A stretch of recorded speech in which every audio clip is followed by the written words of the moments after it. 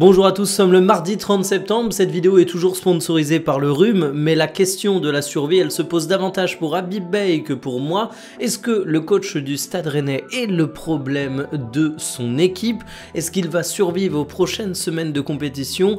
Eh bien c'est la question qui est en ce moment dans beaucoup de bouches et puis on va ouvrir le journal là-dessus. On parlera ensuite toujours de notre bonne vieille Ligue 1, mais cette fois on va revenir sur les déclarations d'Olivier Létang sur l'arbitrage maintenant qu'on a un petit peu de recul sur tout ça. On parlera des revendications de la FIFPro, c'est le syndicat qui défend les joueurs.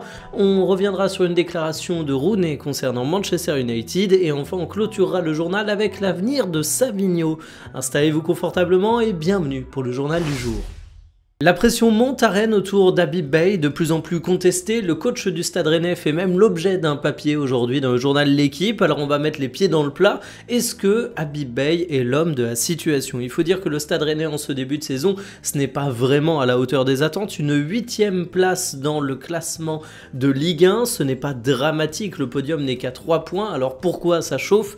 Eh bien tout simplement parce que le match face à Lens t'a laissé un goût désagréable dans la bouche. On étaient tous persuadés que Rennes pouvait faire mieux. Tu n'as pas réussi à remporter le derby alors que le FC Nantes semblait prenable et puis surtout, si les résultats sont pas au rendez-vous, le contenu l'est encore moins et Rennes est aujourd'hui une équipe assez désagréable à voir évoluer.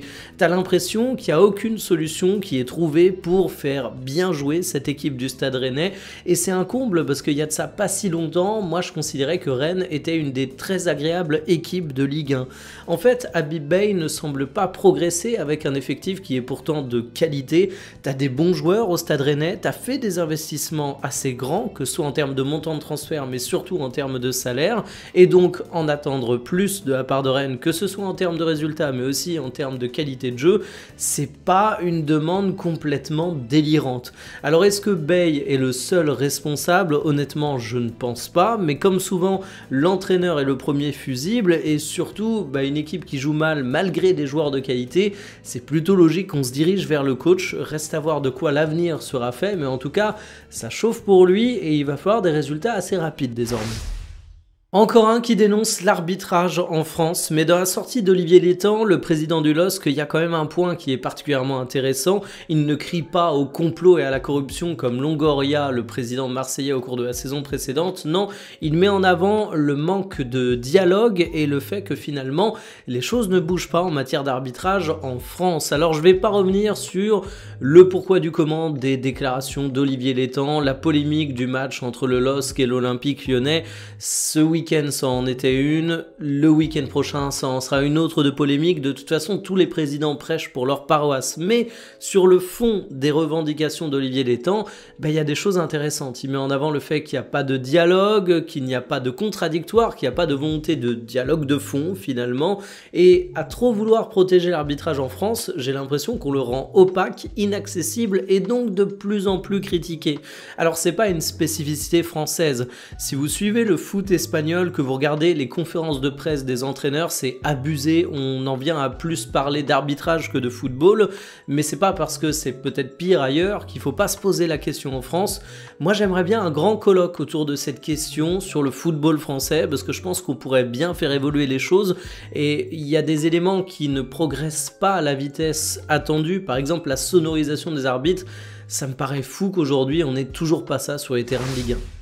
28 jours de vacances d'été pour les joueurs, voilà ce que réclame la FIFPro. Alors c'est un petit peu abusé parce que tu te dis que 4 semaines de coupure entière durant l'été, ça se voit pas souvent. Mais bon, dans le foot, tu sais très bien que certains font rien dans leur congé.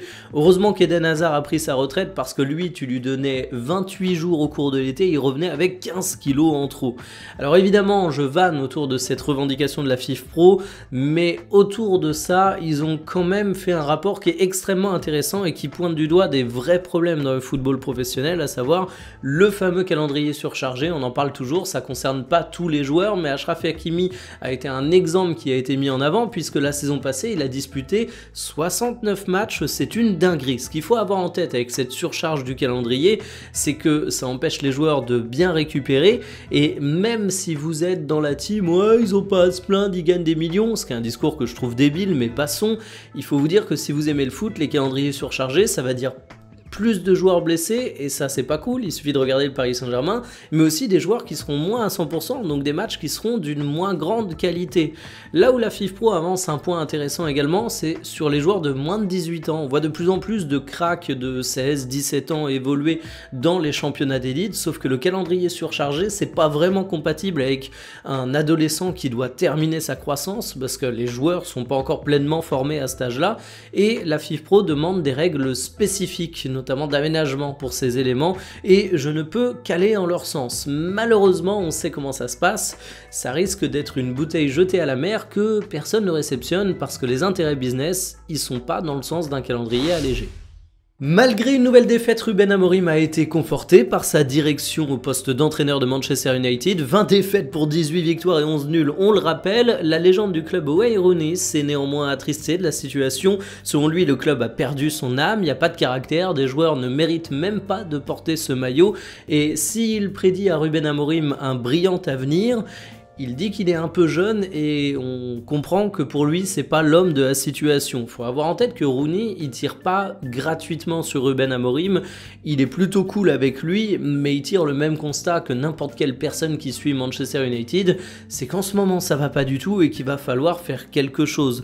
Le bilan de Ruben Amorim il est famélique, aujourd'hui ça ne fonctionne pas, tu es 14e de Première Ligue, mais le problème c'est par qui le remplacer.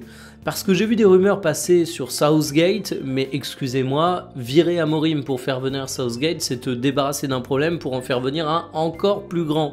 Je pense que ce qu'il faudrait à Manchester United, c'est un manager qui a de grandes responsabilités, qui donne un cap à l'équipe et qui effectivement a une grande expérience, que Ruben Amorim n'a pas malgré son talent, mais vous avez qui de disponible sur le marché? Il y a peut-être des noms qui seront libres au cours du mercato estival, mais en attendant il n'y a personne, donc effectivement, autant continuer avec Ruben Amorim, mais une chose est sûre, va falloir être patient du côté de Manchester United parce que ces heures sont très compliquées à vivre quand tu aimes le club.